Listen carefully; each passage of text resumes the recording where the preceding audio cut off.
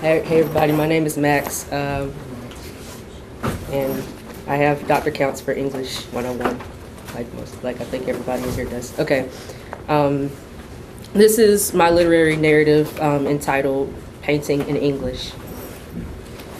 Samuel Johnson once said, "The greatest part of a writer's time is spent in reading in order to write.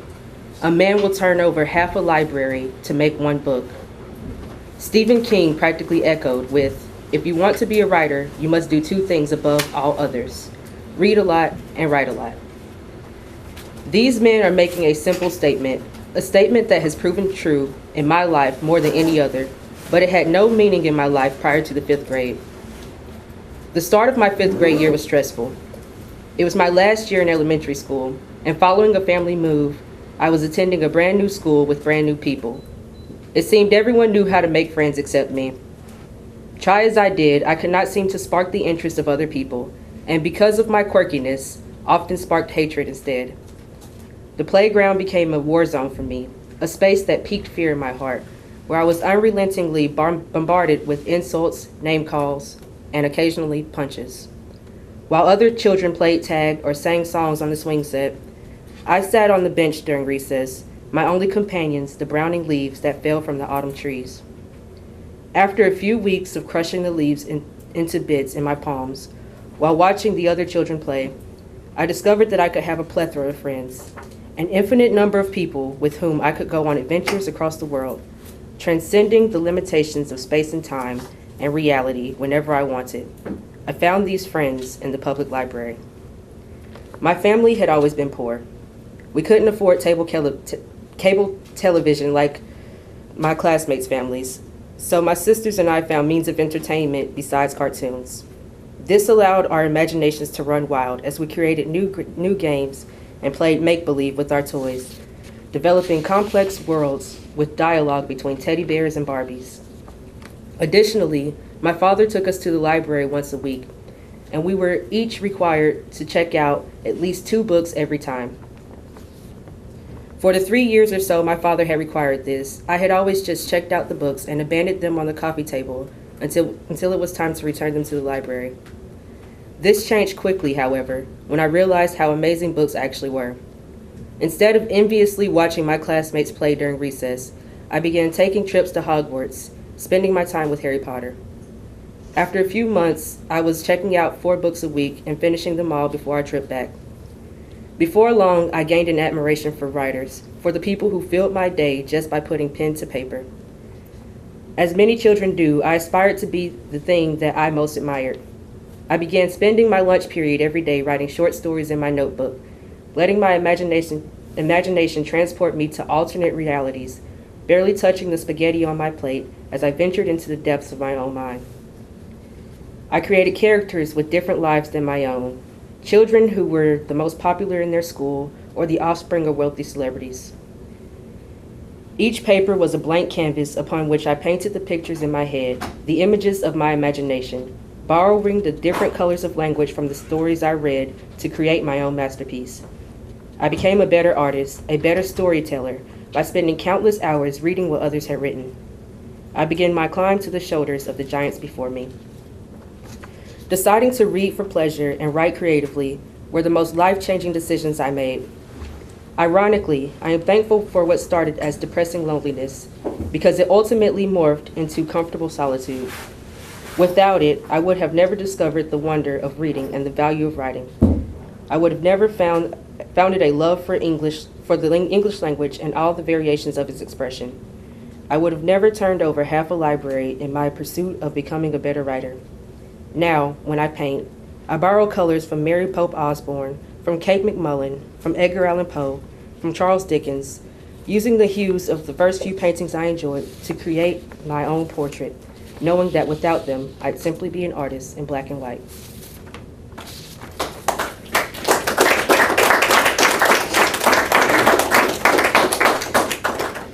So, one thing about that piece is that it actually took me maybe an hour to write it, because I'm a little bit of a procrastinator, and so I didn't actually start working on it until like the night before it was due.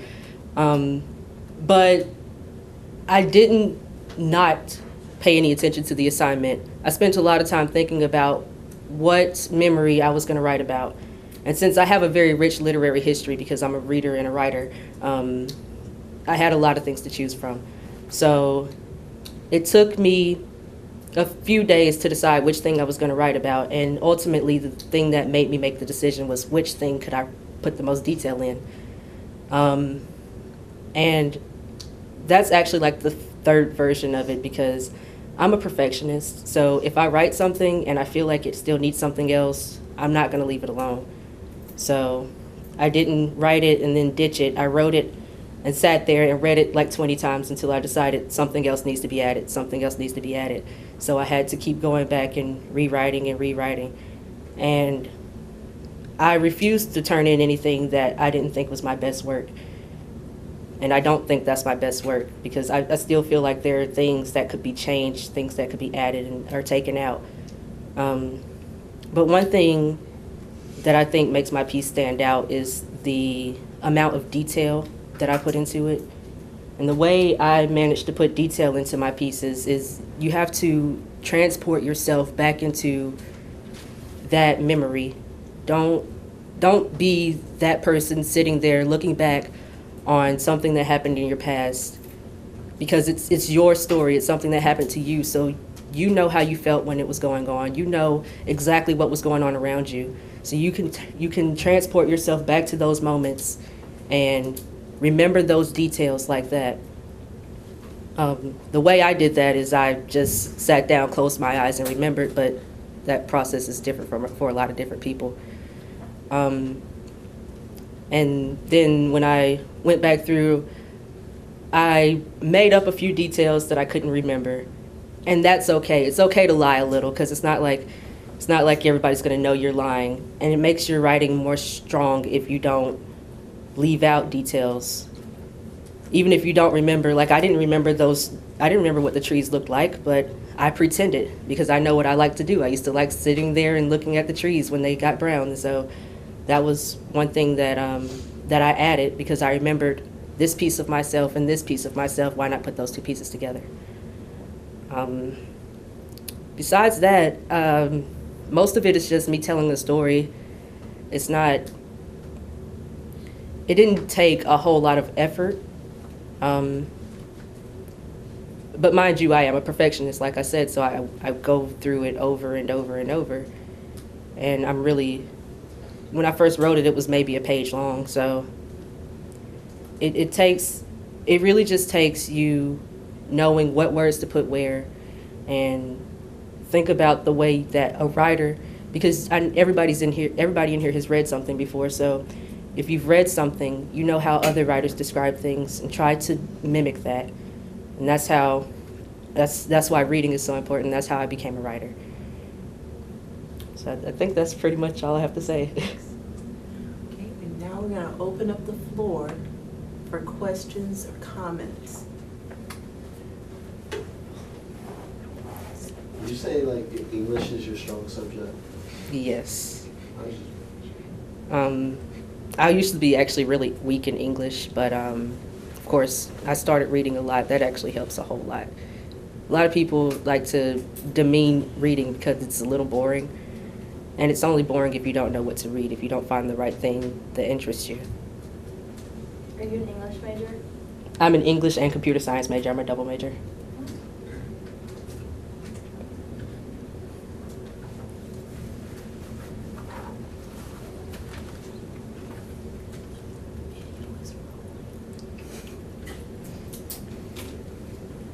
Let's not all speak at once. But let's all speak. So, comments or questions? I like the way you talked about transcending into Hogwarts. Like you didn't just say like you could visualize it. You said that you actually went there, stuff like that. That's one thing I liked about it.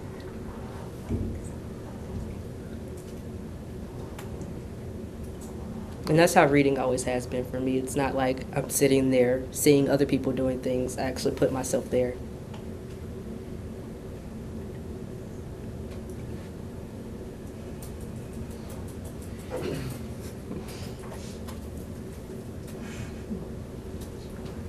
Do you like history? Do I like history?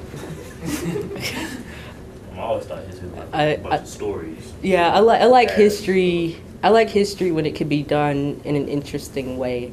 Some people make history really boring, and history isn't boring. Yeah. It's really exciting, actually. A lot of interesting stuff throughout history. So what's your favorite type of genre of books? Right now, it's like dystopian societies, but in the past, it's been stuff about vampires, stuff about werewolves, wizards for a really long time because Harry Potter had my heart, but a little bit of realistic fiction. I'll read anything if it interests me. Have you ever heard of a series called Game of Thrones? I have not read it. It's a book. Everybody's told me to. I've not read that or Lord of the Rings. Don't kill me. I know it's like a major sin. Dystopia. Is that what it was? Dystopian societies is like it's like science fiction worlds, like think Divergent and Hunger Games, that kind of thing.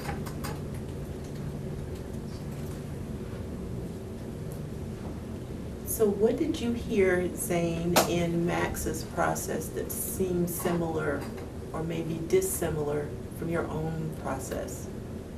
Well, like, yeah, last minute, I worked on mine like at least 2 days beforehand, and like I didn't go back through and reread it because I knew I'd just edit and mess everything up if I did, because I don't like what I write usually. So like I'm not a perfectionist like that. What I write I have to stick with, or else like, you know. But other than that, it sounded pretty similar. I loved the ending, the conclusion. I thought it was really well wrapped up, and I loved the visual effect that I got from hearing it, and I thought that was really well done. Thank you. Ashley, what stood out?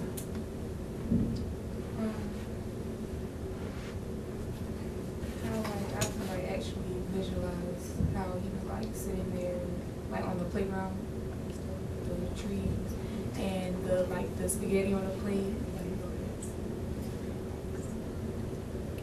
Morning? Yeah. I think it was, for me, it was a little bit hard to understand because English is not my best. But it was very fluid. It was good to read and good to listen. Dylan, what were you thinking? At the end when you were talking about like how you wrote it, you said you had to transport yourself back into the memory. That's something I'm gonna have to do when I go back and revise it. Is that what you did when you thought back on your I mean, experience? some parts of it, not the whole thing, Mhm. you know? Yeah. Amanda? I need to make mine sound more like I'm telling a story. That's what I need to work on. And add more details. What stood out for you? Starting off with quotes, kind of how we mentioned 2 quotes in the introductory paragraph, I actually very much like that. And how the introductory paragraph it had such a deep theme behind it because it was very dark, but then how you progressed into your story and made it kind of just shine. And when I was actually writing it, I knew when I first started I really wanted to put a quote in the beginning. So the first thing I did was went on Google and typed in quotes about writing. So.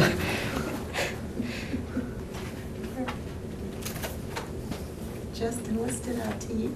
Honestly, I really liked his writing. It was really detailed and everything, and I like the part you like had to like lie a little bit, but it kind of will actually help me with my writing and stuff like that. Yeah. So I really like that. And, I was peer reviewing one girl's paper in my class, and I told her it's okay to lie. You don't, if you don't remember the exact details, nobody's gonna know that's not what really happened. So. I'll just share a bit of an experience with when I was writing my dissertation, and I was telling the story of 2 women, and what I decided to do with the way that I went about constructing their stories, because clearly the way it started was an interview, right? They sat down, I had these questions already prepared to ask both women, and then let the women take the stories in whatever direction they wanted to take them in.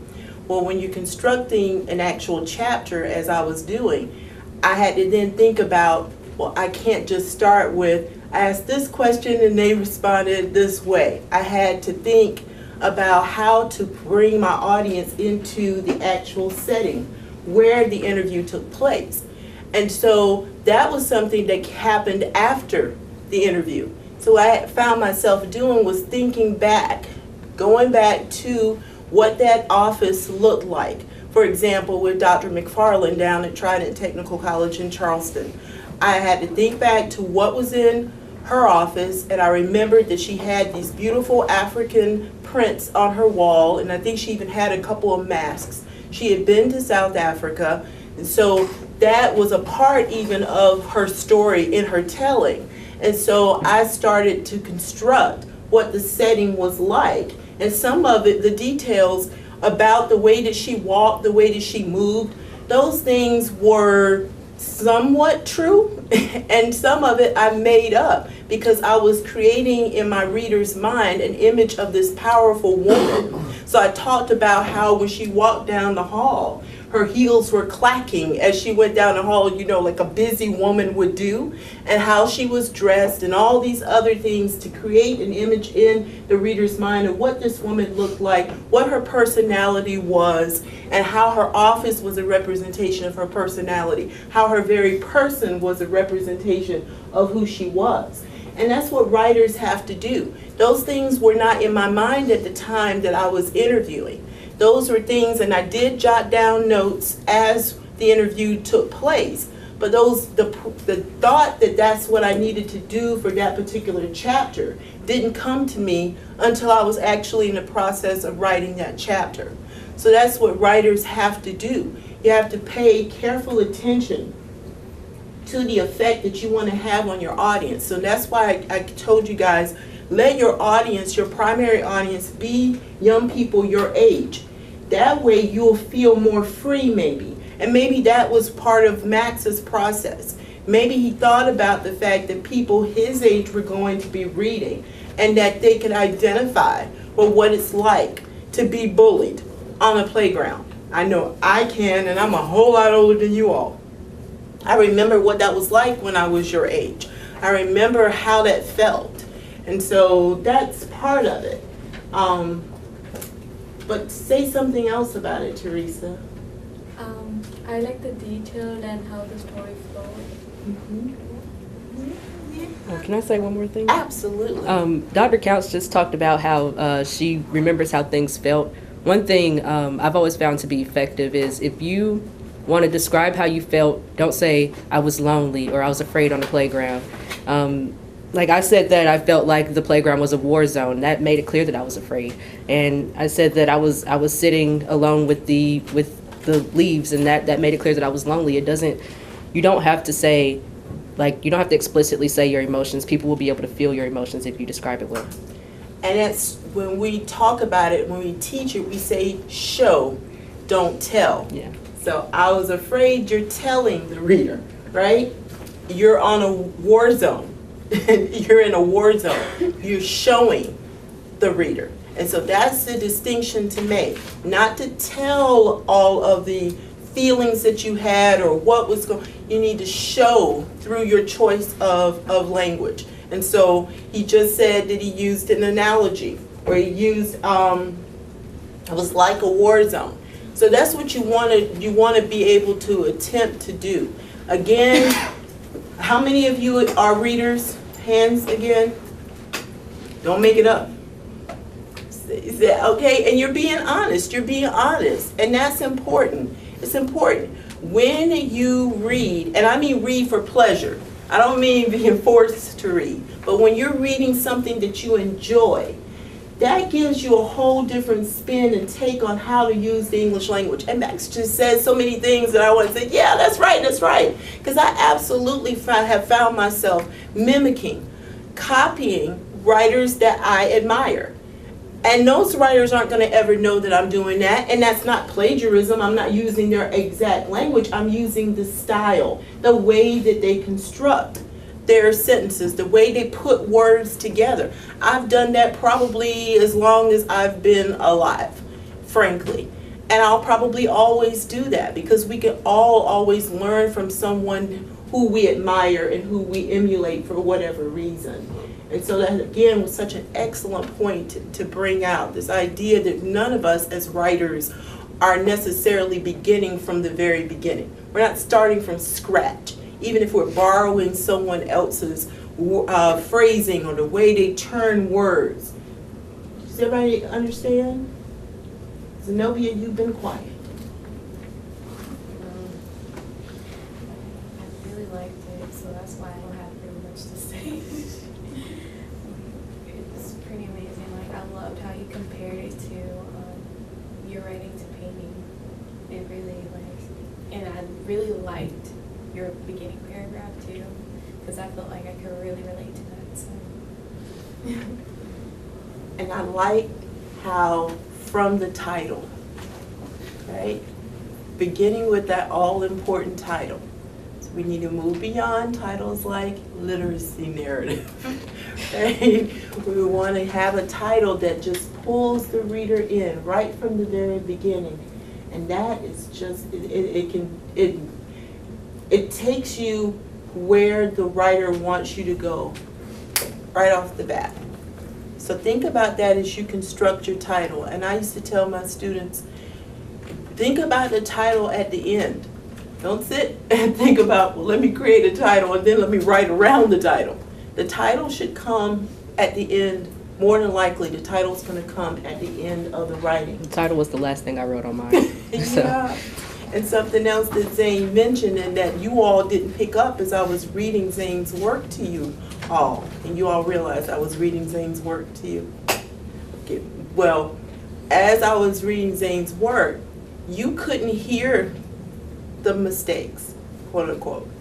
There were grammar issues in Zane's writing, and that's something that he'll clean up. But you couldn't hear that. All you could hear was that beautiful, just the language, just the way he constructed almost every single sentence and transported you all to Illusions, a book I had never heard of, but now it's a book that I think, wow, maybe I should try to find this book and read this book just to see if I would have a similar experience. We have about 5 minutes remaining, and Hunter, I don't think I've heard a word from you, which is a shocker. Shocker. I don't know, it just made me realize like what I need to fix in my essay.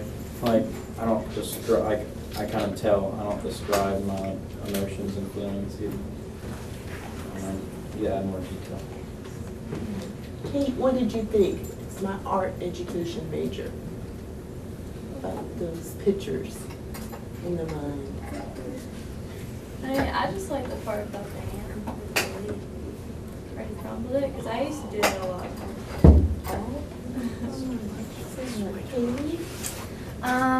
I liked how descriptive he was about stuff, and like he said, don't tell your emotions, like show them more, and I don't do that, so like I kind of need to change that. I'm not going to leave you out, Valen.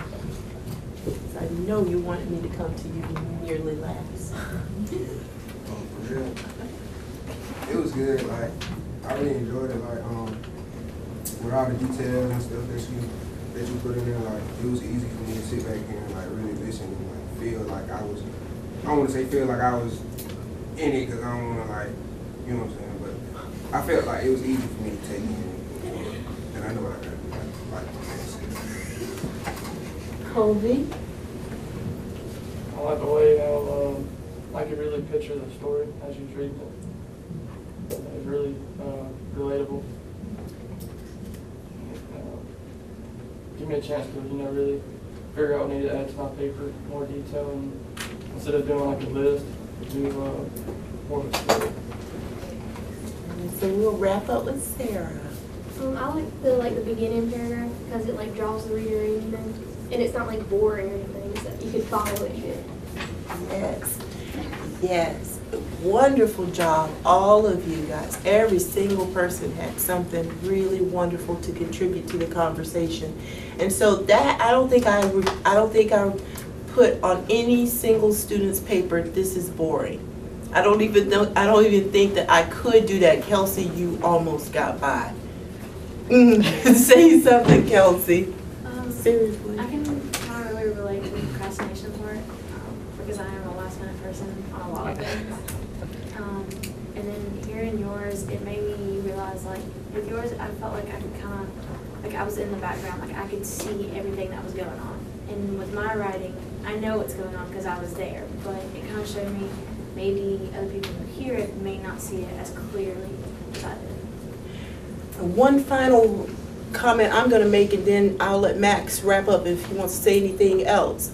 But the thing I want you to think about is how to not allow there to be distance between you and the story that you're telling. Do you understand? Because I will, as the reader, feel that distance. I'll feel that bridge between the story and your telling of the story. And that's something that will take time, and I know we go from this particular type of writing, and we're going to summary and analysis, and you're going to have to approach it in an entirely different way. But I want you to always sort of feel like you can have a sort of intimacy with whatever it is that you're expressing in writing. And that takes time, and you will get better at it over time. But I can feel the distance if you attempt to sort of tell me the events as though you are reporting it, as opposed to being the person in the experience. Does everybody understand what I'm saying?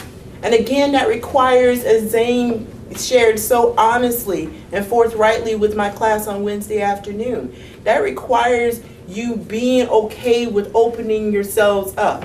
And that's the thing about writing that I think appeals to me as an instructor, is this idea that I form a relationship with my students, because you all, it's such an intimate act for you to even put pen to paper to begin with. And so I feel like I know my students so much better than math teachers or history teachers, because you write about things that are important to you and are connected to you in some way. So Max, I'll let you wrap up. I just want to say, like, if you want to become a better writer, very few people raise their hands when she asked if you're a reader. You have to read, and it might be kind of difficult to find something you actually want to read, but reading is really, really important. You know, we've been told that our entire lives, but it's true. Reading will help your writing probably more than anything else. Also, Zane, I want to read your paper if you don't mind, because I'm really curious about it. And I don't really think I have anything else to say, but thank you guys for listening to me. Thank you so much.